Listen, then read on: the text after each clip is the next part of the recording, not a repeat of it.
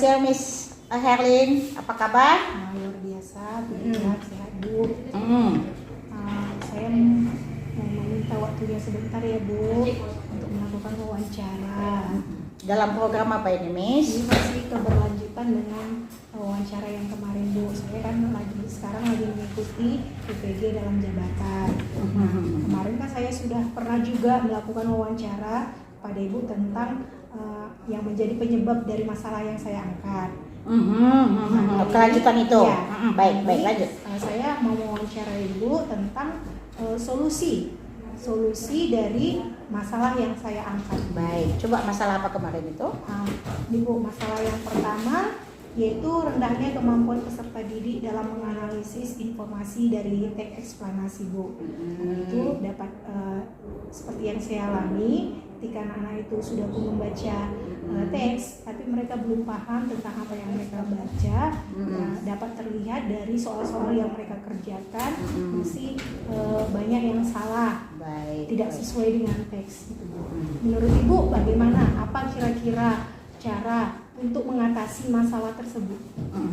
Baik, ini udah kelas tinggi juga ya, Iya, udah kelas 6. Baik.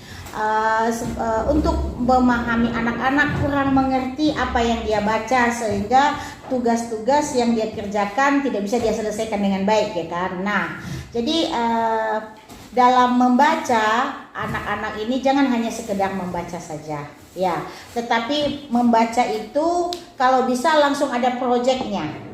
Langsung ada proyeknya, seperti contoh anak-anak ini sedang membahas misalnya rumusan matematika, entah bangun datar, bangun ruang, itu harus ada barangnya praktek langsung. Atau mereka sedang mempelajari IPA, ya, mana organ-organ tubuh atau tumbuh-tumbuhan, mana itu yang disebut klorofil apa segala macam. Jadi harus ada dibarengi di depan mereka. Jadi Kesediaan media ya gitu. Harus ada media pembelajarannya sehingga melekat di hati anak-anak itu, dan bukan hanya sekedar paru-paru itu alat pernapasan, tetapi kalau langsung ditunjukkan organ-organ tubuh manusia itu di depan dia, itu akan lebih melekat.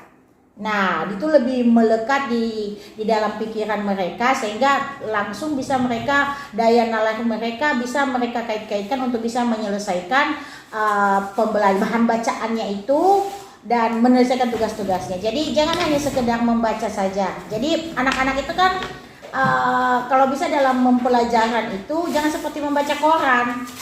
Ya, asal baca saja ya besok udah ganti lagi beritanya. Jangan. Jadi kita membaca, hari ini kita membaca tema ini. Nah, diruntun. Kalau bisa pun misalnya mereka sedang mempelajari tumbuhan. Nah, kalau bisa mereka pun langsung membawa tumbuhan itu ke sekolah, praktek bunganya, menyiramnya bagaimana, kita ajari juga mereka. Jadi berkesinambungan ya pembelajaran sehingga anak-anak itu walaupun hanya satu yang dia pelajari, tapi dia memahami betul bahwa tadi saya membaca itu, kemarin saya membaca ini tumbuhan, cara menanam tanaman. Nah, sekarang saya praktekkan bawa tanaman itu ke sekolah, coba misalnya cabai. Nah, sehingga bisa dia mengerti rupanya tanaman itu kalau nggak disiram mati. Jadi seperti itu. Jadi jangan seperti memahami pembelajaran itu jangan seperti membaca koran. Jadi kita ajak anak itu, kita motivasi anak itu, dan kita kasih ruangan sebesar-besarnya kepada anak itu agar mereka yang dia baca itu bisa dia praktekkan, bisa dia membuat proyeknya. Gak usah jauh-jauh. Ya, anak-anak ini kan suka tertarik dengan makanan ya. Ya, yang paling gampang kalau anak-anak ini kan kita masak popcorn di sekolah. Kalau bisa beli jagungnya, kita praktekkan di sekolah. Jadi kalau mulai sesuatu hal itu menarik hatinya, pasti nanti dia termotivasi sendiri untuk senang untuk membaca dan senang untuk belajar dengan sungguh-sungguh. Seperti begitu. Iya. Bu, untuk masalah yang kedua Bu itu banyak juga nih ya. Baik, lanjut. Nah itu yang kedua itu Bu, rendahnya aktivitas belajar peserta didik Bu, khususnya pada materi rangkaian listrik sederhana. Nah itu terlihat dari anak-anak yang nggak aktif Bu dalam kegiatan pembelajaran. Nah di sini kemarin yang menjadi akar penyebab masalahnya itu Bu, pembelajaran belum menggunakan media, guru hanya menggunakan buku teks. Nah Bu, apa solusi untuk mengatasi hal Ya, tersebut? apalagi yang diangkat ini kan tentang rangkaian listrik. Sebenarnya ini mata pelajaran yang sangat asik. Ya, sangat asik. Jadi kalau bisa model-model begini, langsung kita sediakan alat peraganya, ada baterainya, ada lampu senternya, ada kabel-kabelnya. Jadi kita ajari anak itu, ini loh yang tadi kita pelajari. Begini loh rangkaian listrik itu bisa hidup matinya. Nah, jadi ini akan sangat menarik dan menarik minat anak membaca. Dulu saya pasti ingat, ini dulu sempat kami pelajari di SMP. Saya dapat guru saya itu bilang kalau anak-anak bisa membawa ke sekolah nanti langsung dapat 98 nilainya. Jadi ini bisa saya bikin. Jadi termotivasi kita membawa alatnya di sekolah, kita rangkai di situ. Nah, ya mempraktekkan. Ya, jadi sama juga ini sebenarnya kalau kita sedang membaca koran, rangkaian listrik. Tapi coba pasti di mana-mana kalau kita sedang melakukan pemberagaan alat apapun, anak-anak itu pasti berkerumun. Pasti rasa ingin tahunya itu besar. Ya, jadi ke depan ini untuk memperbaiki ini kita buat agar ada perangkat pembelajaran. Dan bimbinglah bagi yang berhasil dalam boleh listrik, boleh yang lain, bagi yang berhasil kan gitu. Bagi yang berhasil ini tentu nilai prakteknya 100. Nah, nilai prakteknya 100 dan tentu nilainya juga sangat hebat dari Ibu. Jangan bilang juga 100 ya, nanti dituntutnya. Yang penting dulu nilai praktek ini. Ya kan nilai praktek ini 100. Ya, jadi ada termotivasi dia untuk itu. Dan kalau perlu juga nanti ini kita videokan hasil karya praktek anak-anak ini dan kita upload menjadi suatu kebanggaan bagi dia kelak. Jadi dia jadi termotivasi, aktif dan bangga untuk program-program seperti ini. Seperti itu. Jadi apa yang dibaca langsung kita praktekkan. Saya rasa memang satu kendala memang kalau di sekolah-sekolah ini kan biaya sarana prasarananya. Itu nanti nggak apa-apa kalau hanya sekedar rangkaian listrik kan nggak apa-apa. Masih terjangkau sama papa mama juga untuk membeli kabel 1001 meter masih bisa lah. Jadi lebih bagus ini bisa dipraktekkan langsung. Ya, lebih termotivasi anak. Begitu. Oke Bu. Ini Bu, masalah yang ketiga itu rendahnya penalaran matematis peserta didik khususnya pada materi luas lingkaran Bu. Nah, yang menjadi akar penyebabnya kemarin Bu, itu guru tidak melibatkan peserta didik dalam pembelajaran. Langsung memberikan rumus dan anak-anak itu menghafal rumus tersebut. Nah, menurut Ibu bagaimana solusi untuk mengatasi masalah ini? Ya, memang kendala guru memang saya bisa memahami ya. Kenapa? Karena tidak kita terkejar dengan waktu. Ya, JP kita kan bisa dibilang sudah menunggu bidang studi lain untuk mengisi. Tetapi bagaimanapun ketuntasan kita jangan terikat, kalau bisa tidak apa-apa ada pendingan tema pembelajaran. Yang penting ini tuntas daripada hanya sekedar selayar pandang. Ya gitu. Jadi kalau bisa lingkaran itu bisa kita praktekkan, entah gunting karton bisa untuk menentukan rumusnya, karena kalau lingkaran itu kalau dibikin bisa jadi persegi panjang kan? Iya, bisa dijadikan persegi panjang, kita gunting, jadi kita praktekkan. Tetap berarti ujung-ujungnya ini intinya seperti kita, anak-anak itu harus memegang langsung, jangan hanya bayangan ilusi gitu saja. Kan gitu. Jadi kalau masalah lingkaran ini kan di kehidupan anak-anak banyak, ada bola, kastinya bola apanya, ada juga ada juga tutup botolnya yang di bawah itu kan. Jadi botol minumnya kan ada yang di bawah itu juga berbentuk lingkaran. Nah, jadi kalau bisa untuk hal-hal itu kita ambil aja alat praktek yang sederhana, karton-karton itu, ini lingkarannya Nah, kalau kita gunting model begini dia nanti berbentuk segi 4, bisa kita menjadi segi panjang. Jadi jadi dia bisa pun dia nanti bisa entah kertas apa yang dia pakai di rumah, kertas warna-warni origami itu bisa dia susun untuk seperti itu. Jadi apapun kalau bisa untuk tingkat anak usia SD ini, kalau bisa ada alat peraganya. Alat peraganya itu jangan terlampau dituntut yang mahal. Nggak usah karton aja, karton yang ada di sekolah boleh. Dan lebih bagus lagi, karton itu atau sesuatu itu belum dibuat. Dia yang membuat sendiri, dia yang menggunting lingkarannya, dia yang menggunting persegi panjangnya. Jadi lengket di dalam benaknya, oh saya pernah mempelajari ini. Makanya hasilnya seperti ini. Jadi seperti itu. Kenapa? Karena kalau anak-anak sekarang ini masuk kiri keluar kanan itu nggak bisa. Ini kan satu hari.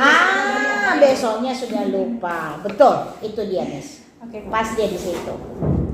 Ini masalah yang terakhir Bu, yaitu masalah yang keempat, yaitu peserta didik mengalami kesulitan dalam mengerjakan soal HOTS Bu, khususnya pada materi bilangan bulat. Kalau menjadi akar penyebab masalahnya kemarin Bu, itu karena guru belum memberikan latihan-latihan soal HOTS Bu dalam pembelajaran. Ya, betul. Betul. Memang sejak kurikulum 13 dan masuk di kurikulum Merdeka ini kan digalakkan soal-soal HOTS ya. Nah memang ini juga yang perlu, kadang kita ini serba salah.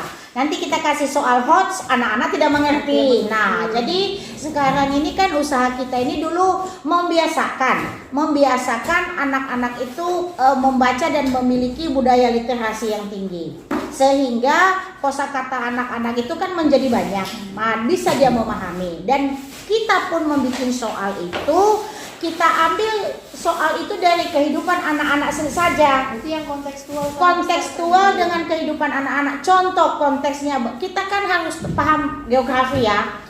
Kita di kota Riau ini, di Pekanbaru ini kan tidak ada laut. Contoh, tidak ada laut. Nah, di dalam kita membuat soal-soal HOTS itu, jangan kita bikin soal suatu hari Budi pergi main ke laut, dia jumpa dengan nelayan dan membeli ikan 2 kilo, isi 1 kilo 5. Kan 5. Nah kalau Budi membeli 2 kilo, berapa isi ikannya? Jangan, kenapa itu jauh kali dia, karena dia tidak pernah mengalami itu dan melihat itu. Belum tentu pun anak-anak di Riau ini sudah pernah menjilat asinnya laut itu. Jadi kan agak jauh, tapi kalau daya nelah boleh, tetapi maksudnya begini. Kita kontekstual itu, anak-anak Riau ini kan hidup di kelapa sawit. Ya hidup di tengah kota, ya kan begitu. Jadi kalau misalnya begini, Budi menghitung kelapa sawit yang ada di belakang rumah. Itu kenapa? Karena sawit ada di belakang rumah. Jadi kalau pohon sawit dijadikan soal, dia bisa nangkap nalangnya. Oh iya ketemu saya, ada sawit paman saya, kan begitu. Jadi itu pertama dulu dalam membuat soal. Kita lakukan pendekatan yang kontekstual dengan kondisi geografi anak. Nah, terus pertanyaannya itu yang benar-benar dia alami. Misalnya begini, kereta api kan nggak ada di Riau. Ya nggak usah di kereta api jarak 1 kilo, 2 kilo, 5. Nggak, jangan. Tetapi kalau dibikin setiap hari kamu berangkat ke sekolah, kan begitu. Dari ini kan bisa. Memang betul-betul yang dia. Ya, realitanya. Kenapa? Karena ini kan masih anak-anak toh.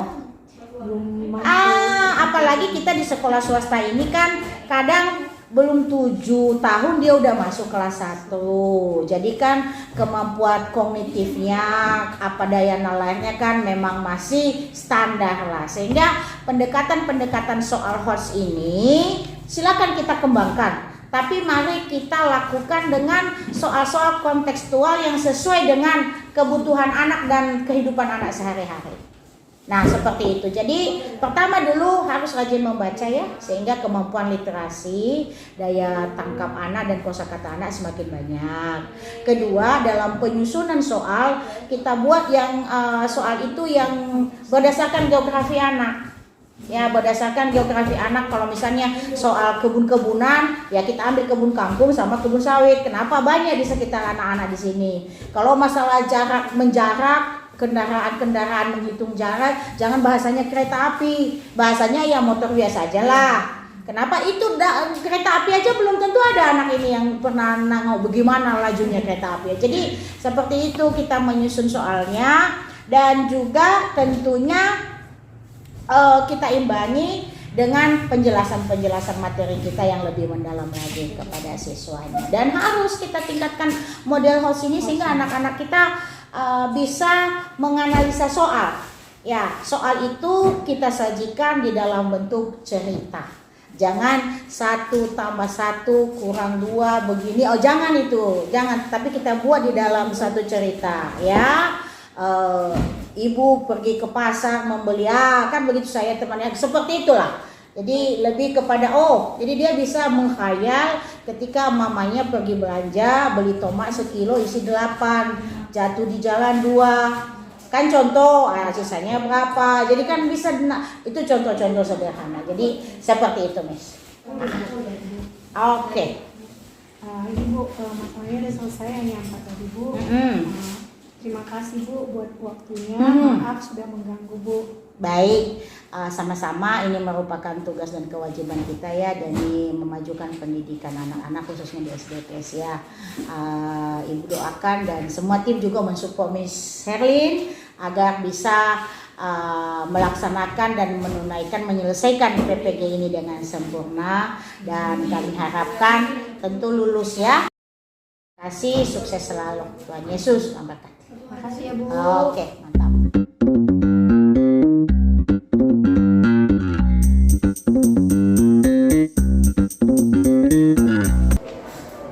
Selamat pagi Miss Tari. Selamat pagi Miss. Nah ini Miss, saya kan lagi mengikuti program PPG dalam Jakarta. Nah kemarin saya udah mewawancarai Miss tentang masalah yang saya hadapi, tentang faktor penyebabnya. Nah sekarang kami ditugaskan untuk mencari alternatif solusinya. Nah pada tahap ini juga dilakukan wawancara Miss. Nah, jadi kayak yang kemarin itu tentang penyebabnya. Nah yang kali ini yaitu tentang solusi apa yang harus dilakukan dulu untuk mengatasi masalah yang ada. Apakah Miss bersedia? Bersedia Miss. Terima kasih ya Miss untuk waktunya. Nah ini ada pun masalah yang pertama Miss yang saya angkat, yaitu rendahnya kemampuan peserta didik dalam menganalisis informasi dari teks eksplanasi. Seperti yang kita alami dalam mengajar itu, mungkin Miss sendiri juga mengalami bahwa anak-anak itu setelah membaca dia tidak mengerti apa yang dibacanya.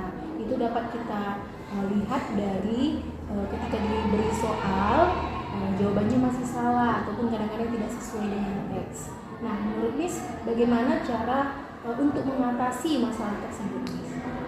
Kalau menurut saya sih Miss, mungkin anak-anak itu dibiasakan dulu untuk membaca buku-buku yang tidak bersifat membosankan, misalnya lebih ke buku cerita begitu. Jadi mereka dirangsang untuk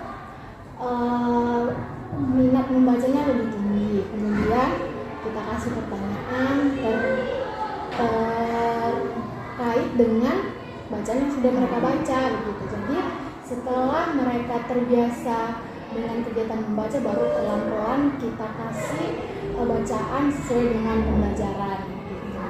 Oke Miss, berarti intinya itu Miss kita kasih media ya Miss, media bacaan yang menarik supaya memotivasi peserta didik membaca. Kemudian setelah itu, setelah membaca, kita beri soal-soal yang Miss sesuai dengan teks saja. Nah ini yang kedua Miss, masalah yang kedua yaitu rendahnya aktivitas belajar peserta didik pada materi rangkaian listrik sederhana. Nah kan sering Miss kalau dalam pembelajaran itu ketika guru menjelaskan anak-anak hanya diam tanpa ada aktivitas, nggak ada yang bertanya, tapi pada akhirnya nggak bisa juga menjawab. Nah menurut Miss apa yang harus dilakukan supaya anak-anak itu aktif Miss dalam kegiatan pembelajaran khususnya dalam rangkaian listrik sederhana? Kalau menurut saya Miss, mungkin mereka itu ketika kita ajarkan kan kita hanya memberi materi gitu kan Miss. Jadi mereka hanya membayangkan rangkaian listrik itu kayak gini, tapi mereka nggak tahu bentuknya itu bagaimana, sehingga mereka bosan. Tapi kalau kita hadirkan medianya, misalkan rangkaian listrik sederhana itu seperti ini loh, pasti mereka lebih terangsang gitu, lebih semangat. Begitu ya Miss, rangkaian listrik sederhana. Jadi mereka tuh lebih lebih menarik pembelajarannya. Mungkin ini kita harus membuat suatu media ataupun seperti kayak mengajak anak-anak yang membuat rangkaian Iya, seperti itu. supaya mereka lebih aktif. Lebih aktif dan oke. Nah, yang ketiga nih, ini rendahnya penalaran matematis peserta didik, khususnya pada materi luas lingkaran. Seperti yang kita ketahui, Miss, anak-anak itu mungkin tahu rumus dari misalnya luas lingkaran itu, tapi pada kenyataannya ketika kita beri soal, anak-anak tidak tahu menggunakan rumus itu.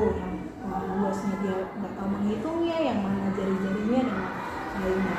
Nah, menurut Miss, bagaimana sih caranya supaya anak-anak itu bisa paham tentang matematis itu dan mampu menyelesaikan soal berkaitan dengan rumusnya?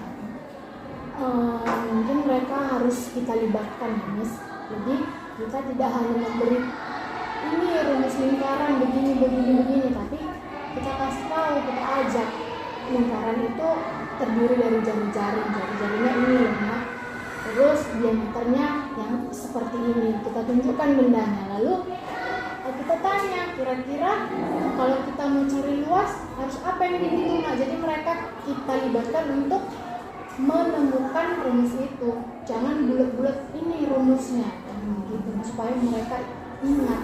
Nah, berarti intinya kita harus tuntut anak-anak untuk menemukan rumus ya, Miss. Iya, Bukan kita yang memberi, tapi mereka yang terlibat dalam pembelajaran sehingga rumus itu dicapai. Iya. Nah, yang keempat nih, masalah yang keempat yaitu peserta didik kesulitan Miss dalam mengerjakan soal HOTS. Nah, menurut Miss, bagaimana sih caranya supaya peserta didik itu tidak sulit atau bisa untuk mengerjakan soal HOTS? Mungkin Miss, kita sama seperti yang pembelajaran tadi, Miss, kita lebih sering memberikan soal-soal HOTS itu sehingga mereka terbiasa untuk mengerjakan itu. Jadi ketika pertama sekali kita memberikan, mereka kerjakan, mungkin ada yang bisa bimbing, tapi seiring berjalannya waktu kan karena sudah sering jadi terbiasa mereka untuk mengerjakan soal tersebut. Berarti kita harus dalam setiap pembelajaran itu kita harus berikan ya, Miss, Iya. soal-soal ya, walaupun awalnya peserta didik belum mampu, kita bimbing. Iya. Nanti kalau lama-kelamaan sudah terbiasa. Iya, benar. Oke, Miss, hanya itu Miss wawancara untuk kali ini.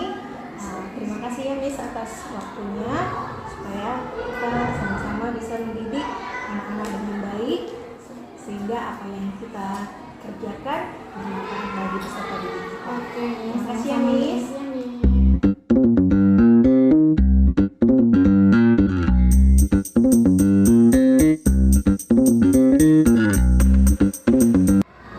Selamat siang, Miss Pinto. Selamat siang, Miss. Nah, ini Miss, saya minta waktunya sebentar ya, Miss, untuk melakukan wawancara.